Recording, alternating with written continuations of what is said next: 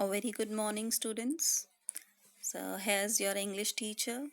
Again, welcome you all to the online English classes. So, students, as you all know, that there are two books of English which are prescribed for class 11th. First is your main textbook, Hornbill, and the second is your supplementary reader, Vistas. So we have taken Hornbill book first. Moreover, we have covered the first chapter of the book, that is the Portrait of a Lady by Khushwant Singh. So I hope that you all are very clear about the chapter. Still, if you are left with any doubts about the first chapter of book Hornbill, you can contact me anytime. So, students, let's move on to the next chapter of the book Hornbill. So, next is your poem titled A Photograph by Shirley Toulson. So, let's take a little introduction about the author first. Shirley Toulson was born on 20th May 1924 in England. She's a writer, an editor, came under the influence of Celtic Christianity.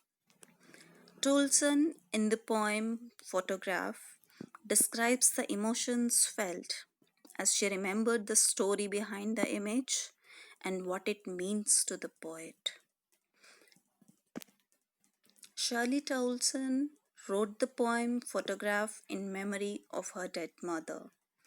Photographs always capture a moment in time and also the emotions felt at the time when the photograph was taken.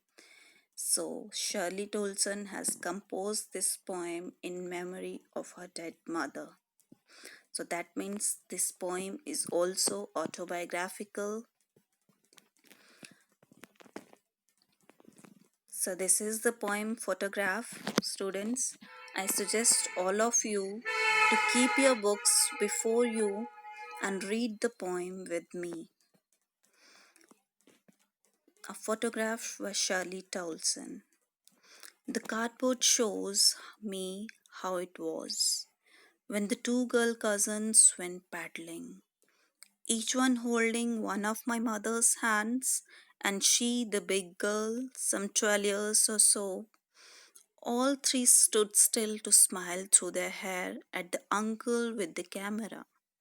A sweet face, my mother's, that was before I was born, and the sea, which appears to have changed less, washed their terribly transient feet. Some 20, 30 years later, she'd laugh at the snapshot. See Betty and Dolly, she'd say, and look how they dressed us for the beach. The sea holiday was her past, mine is her laughter. Both try with the labored ease of loss. Now she's been dead nearly as many years as the girl lived, and of this circumstance there is nothing to say at all. It's silence, silences. Students, this is the poem Photograph. I suggest you to read the poem silently first to have a better understanding of the poem. So, students, this poem is set in the memories of two women, the poet and her mother. The mother's memory is in the form of the photograph that is referred to in the title of the poem. She misses her past as a little girl visiting the beach with her other cousins. On the other hand, the poet's memory is that of her mother, who has passed away. She remembers how her mother would look at old photographs to cheer herself up. In both the cases, the women grieve for the past that they have lost. The poem consists of 19 lines in total. Since these lines are not divided into stanzas, they are divided into meaningful segments here for the purposes of this summary in order to make the poem easier to understand and follow. This poem is written in the first person since this is autobiographical in note. Hence, it is safe to assume that the speaker of the poem is the poet herself, and the poet is Shirley Toulson. So let's move on to the poem, students. Let's move on to the lines explanation. So the first four lines, the cardboard shows me how it was when the two girl cousins went paddling, each one holding one of my mother's hands, and she, the big girl, some 12 years or so. So, here in these lines, the poet describes looking through a photo album, the pages of which seem to be made of cardboard. She is looking at one picture in particular. It is a picture of three girls, the tallest and oldest one in the middle, and two younger and shorter ones at each side of her. The girl in the middle is the poet's mother, and the poet speculates that her mother must have been around 12 years old when the picture was taken. The other two girls are two of her mother's cousins. Each of the cousins is holding on to one of the older girl's hands for support. The picture has been taken on a day that the three girls had gone paddling at the beach. Lines 5 to 9. All three stood still to smile through their hair at the uncle with the camera. A sweet face, my mother's, that was before I was born, and the sea, which appears to have changed less, washed their terribly transient feet. In these lines, the poet further describes the conditions in which the photograph of her mother and her mother's cousins was taken. The poet says that her mother's uncle had been the one to take the photograph. He had asked the three girls to pose for him, and so they had. They had left their wet hair open, and their hair was obscuring part of their faces. Through the film of hair covering their mouths, one could see that they were smiling into the camera. However, one face in the picture draws the poet's attention to a greater degree than the other two faces.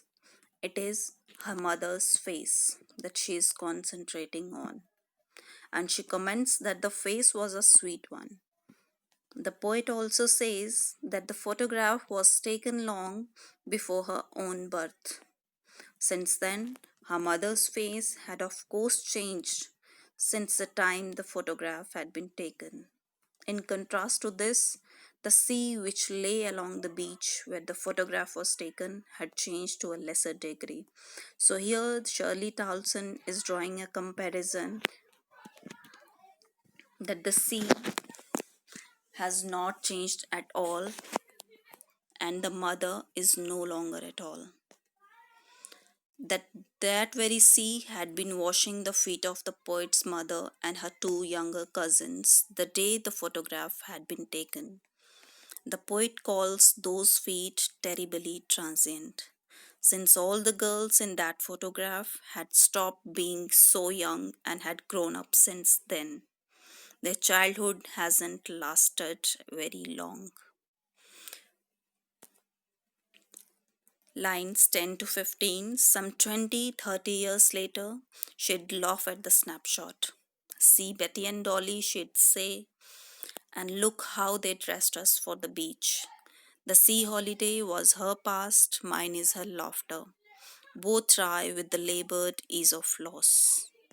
In these lines, the poet stops looking at the photograph and recalls what her mother used to say about the photograph.